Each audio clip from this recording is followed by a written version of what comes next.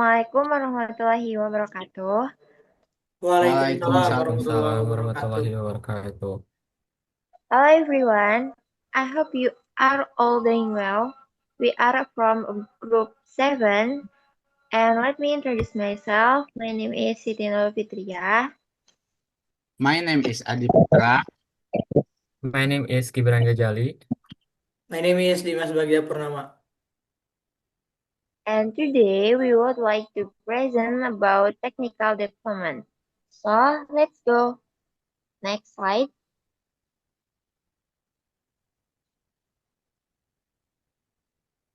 And this is our theme. Next.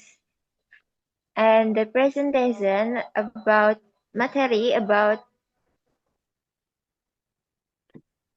Oke, materi yang pertama, discussing technical requirements.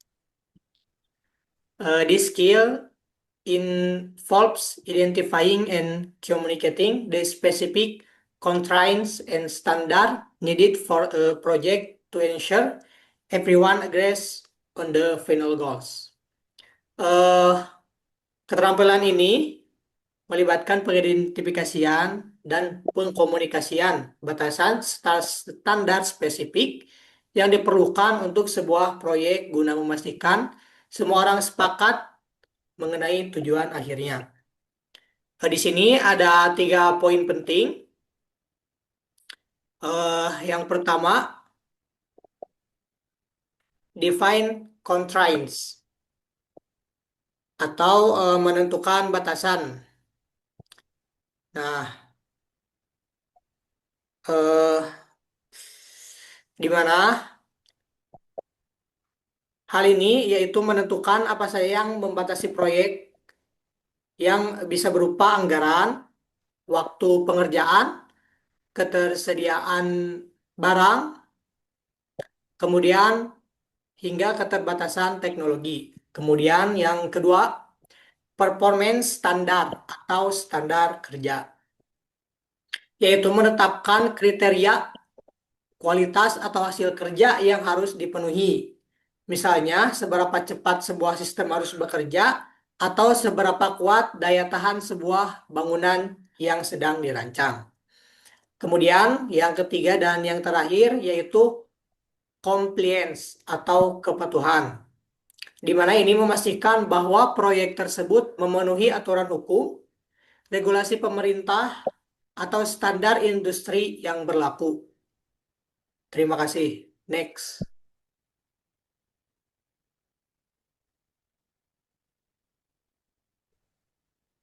Oke, the second yaitu suggesting ideas and solution. This focus is on creative problem solving by proposing various ways to tackle engineering challenges, such as offering different technical option during a briefing.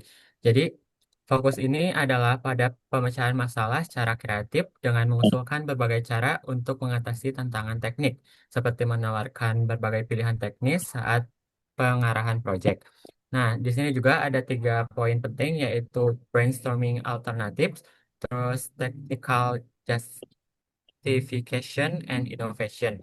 Jadi setelah persyaratan teknis dipahami, langkah selanjutnya dalam pengembangan teknis adalah menyarankan ide dan solusi. Keterampilan ini merupakan tantangan eh, yang eh keterampilan ini merupakan inti dari inovasi teknik, di mana tim mulai merumuskan cara terbaik untuk menjawab tantangan yang telah diidentifikasi sebelumnya. Dalam tahap ini, proses yang dilakukan bukan hanya memberikan satu jawaban, melainkan menawarkan berbagai alternatif atau brainstorming alternatif. Sebagai contoh, jika sebuah proyek menghadapi kendala dalam memindahkan beban berat, tim akan memberikan berbagai opsi seperti eh, lift option atau yang lainnya. Selain itu, menyarankan solusi membutuhkan justifikasi teknis. Setiap ide yang diusulkan harus didukung dengan alasan yang kuat mengapa solusi tersebut dianggap efektif.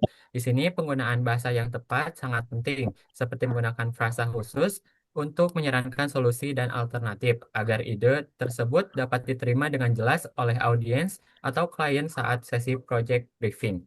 Kemudian, keterampilan ini juga berkaitan erat dengan kreativitas dalam mengatasi hambatan. Terkadang, masalah yang kompleks seperti yang digambarkan dalam teks eh, membutuhkan solusi yang tidak biasa atau di luar pakem standar. Oleh karena itu, kemampuan untuk mengusulkan ide-ide baru secara terstruktur sangat krusial agar pengembangan teknis tetap bergerak maju menuju hasil yang optimal. Singkatnya, suggesting ideas and solution adalah tentang bagaimana seorang teknisi atau pengembang mengubah tantangan menjadi peluang melalui usulan yang logis, variatif, dan inovatif. Terima kasih. Okay, next. Submateri yang ketiga yaitu assessing feasibility atau feasibility assessment is the process of evaluating whether an idea or project is truly feasible. This assessment considers factors such as risk, research evaluation, and the cost-benefit ratio. Jadi, pada assessment feasibility atau penilaian kelayakan merupakan proses mengevaluasi apakah suatu ide atau proyek benar-benar bisa dilaksanakan. Nah, penilaian ini mempertimbangkan 3 faktor utama. Yang pertama yaitu risiko, yang kedua ketersediaan sumber daya, baik itu sumber daya manusia ataupun sumber daya alam, serta perbandingan biaya dan juga manfaat yang diberikan. Masuk ke poin yang pertama, yaitu risk analysis. Risk analysis is the process of identifying potential problems that could arise in a project and assessing their impact and likelihood of occurrence. Jadi pada risk analysis atau analisis risiko, yaitu proses mengidentifikasi kemungkinan masalah yang dapat terjadi dalam proyek, serta menilai seberapa besar dampaknya dan juga seberapa mungkin terjadi hal yang tidak diinginkan. Adapun tujuan dari risk analysis atau analisis risiko ini adalah untuk mempersiapkan solusi jika suatu saat itu terjadi permasalahan yang tidak diinginkan. Kita misalkan dalam proyek pembangunan jembatan, kita harus menganalisis resiko seperti resiko keterlambatan material karena mungkin transportasinya atau akses menuju pembangunan itu terhambat. Yang kedua yaitu risiko kenaikan harga bahan. Yang ketiga yaitu risiko kesalahan desain. Dan yang terakhir risiko di luar kendali kita sebagai manusia yaitu risiko cuaca yang ekstrim. Selanjutnya yaitu ada resource evaluation atau evaluasi ketersediaan sumber daya alam. Resource evaluation is the process of assessing whether the resources need for a project are available and sufficient to support its implementation. Jadi, resource evaluation adalah proses menilai apakah sumber daya yang dibutuhkan dalam suatu proyek dan untuk mendukung pelaksanaannya, biasanya resource ini meliputi yang pertama yaitu tenaga kerja, seperti engineer, tukang, ataupun pengawas. Yang kedua yaitu material, seperti semen, baja, dan juga pasir. Yang ketiga yaitu peralatan, misalkan dibutuhkan kren atau ekskavator. Kemudian, ini yang paling penting yaitu waktu dan juga dana. Selanjutnya dan yang terakhir, adalah the cost-benefit ratio is a method for comparing the total cost of a project with the total benefit derived. Jadi, pada cost-benefit ratio ini adalah metode untuk membandingkan total biaya project dengan total manfaat yang diperoleh. Biasanya itu dihitung dengan benefit dibagi dengan cost. Kalau misalkan nanti hasilnya lebih dari 1, maka proyek tersebut layak dan bisa dikatakan proyek tersebut menguntungkan. Sebaliknya, jika kurang dari 1, maka proyek tersebut tidak layak dan tidak menguntungkan. Thank you. Next.